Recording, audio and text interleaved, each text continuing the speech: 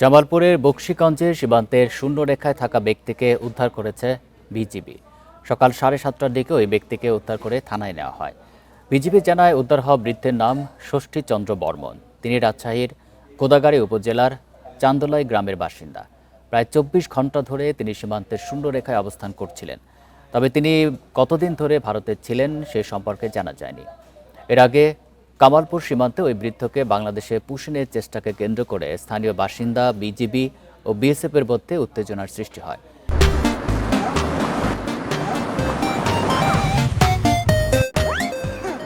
এই ঘটনার ভিডিও সামাজিক যোগাযোগ মাধ্যমে ছড়িয়ে পড়লে ষষ্ঠীচন্দ্রের পরিবারের সদস্যরা বিজিবির সঙ্গে যোগাযোগ করেন। এরপর পরিচয় নিশ্চিত করে তাকে সীমান্ত এলাকা থেকে উদ্ধার করে বাংলাদেশে নিয়ে আসা হয়।